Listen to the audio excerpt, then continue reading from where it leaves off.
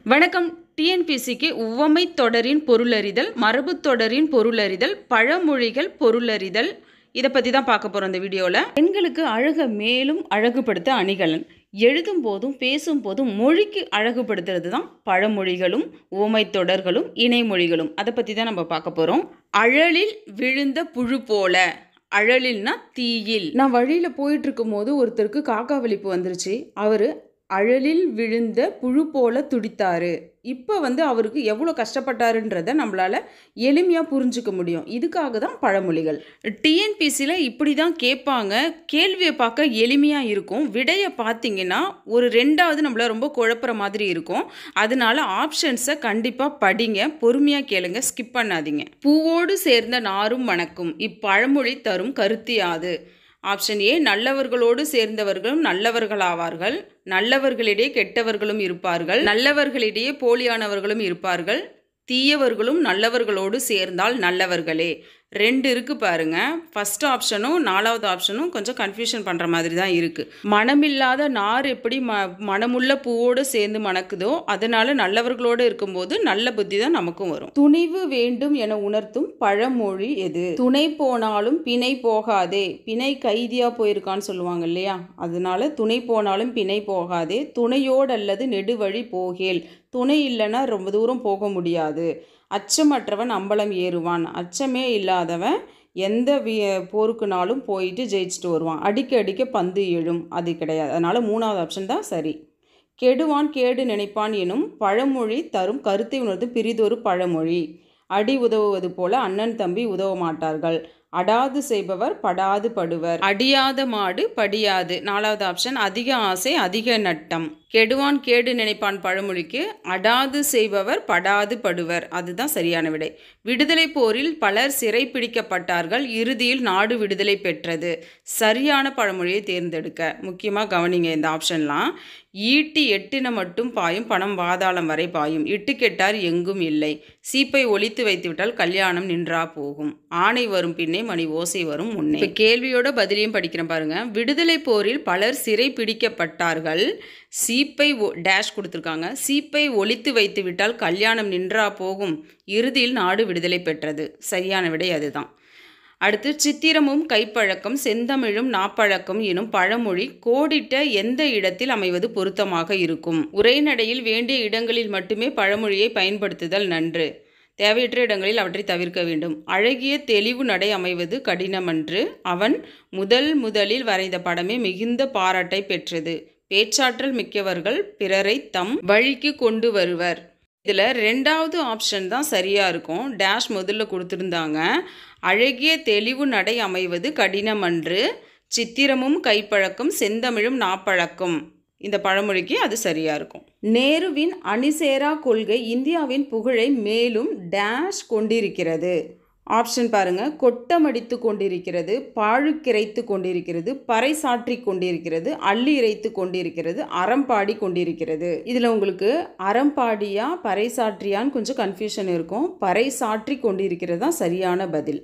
சமுதாயத்தில் மூட நம்பிக்கை டேஷ் இருப்பதால் மக்களை திருத்துவது கடினமாக தோன்றும் பணியாகும். வேரும் தூருமாய் வேலி தாண்டி வெற்றி மேல் வெற்றி கொண்டு வேரோடி வெட்ட வெளிச்சமான. சமுதாயத்தில் மூட நம்பிக்கை வேரோடி இருப்பதால் நாலாவது ஆப்ஷன் தான் சரி. மக்களை திருத்துவது கடினமாக தோன்றும் பணியாகும். அருண் நன்றாக படித்ததனால் தேர்வில் டேஷ் நல்ல மதிப்பெண்களும் பெற்றுவிட்டான். விளக்கேற்றி வைத்து வீரம் பேசி வெளுத்து வாங்கி விழி பிதுங்கி விதிவிலக்காகி நல்ல மதிப்பெண்களை பெற்றுவிட்டான். ஆப்ஷன்ஸை நல்லா கவனிங்க. காலம் காலமாக இருந்து வந்த துன்பங்களை நீக்கும் டேஷ் புத்தர் தோன்றினார். விடியா விளக்காக விடிவெள்ளியாக வாழையடி வாழையாக மூச்சுவிட பற்றுக்கோடாக. விடிவெள்ளியாக புத்தர் தோன்றினார். வேலையாட்கள் தந்த தொல்லைகள் என்னை பெரிதும் டேஷ் அரைகுறையாக்கிவிட்டன, அலை கழித்து விட்டன, ஆட்கொண்டு விட்டன, ஆசை காட்டி விட்டன, ஈடு கட்டி விட்டன. அலை கழித்து விட்டன. ரெண்டாவது தான் சரி. காலை வாரி விடுகிறது. இந்த மரபு தொடர் கோடிட்ட இடங்களுள் எதில் அமைவது பொருத்தமாக இருக்கும்? மறதி நம்மை அடிக்கடி காலை வாரி விடுகிறது. காலம் பொன் போன்றது இருந்தாலும் காலை வாரி விடுகிறது. காலை எழுந்தவுடன் தூக்கம் காலை வாரி விடுகிறது.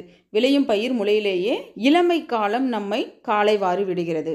மறதி நம்மை அடிக்கடி காலை வாரி விடுகிறது. முதல் ஆப்ஷன் சரி. அறக்க பறக்க எனும் மரபு தொடர் தரும் பொருளுக்கு எதிர்பொருளில் அமையும் மரபு தொடர் யாது? நல்லா கவனிங்க. எதிர் சொல்லு கேட்டிருக்காங்க. அடித்து பிடித்து, அக்கு துக்கு, ஆற அமர, ஆழம் பார்த்து. அறக்க பறக்கக்கு எதிர்ச்சொல் ஆற அமர.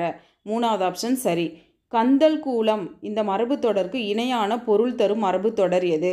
அகட விகிடம், ஏனல் கோணல், கண்ட மட்டும், கணக்கு வழக்கில்லாமல்.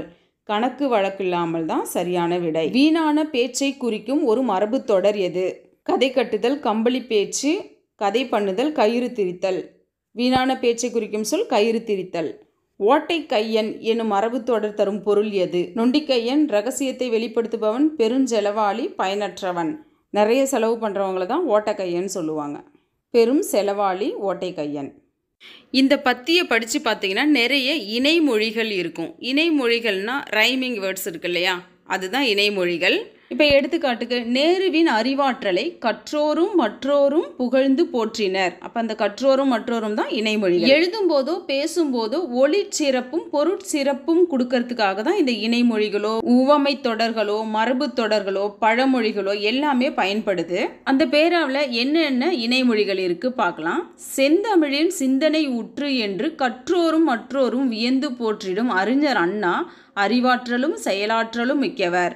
இப்போ இதில் கற்றோரும் மற்றோரும் ஒரு இணைமொழி. அடுத்தது அறிவாற்றலும் செயலாற்றலும் மிக்கவர் இணைமொழி.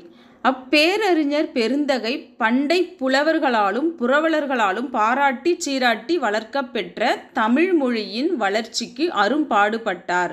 இப்போ பாராட்டி சீராட்டி இணைமொழி.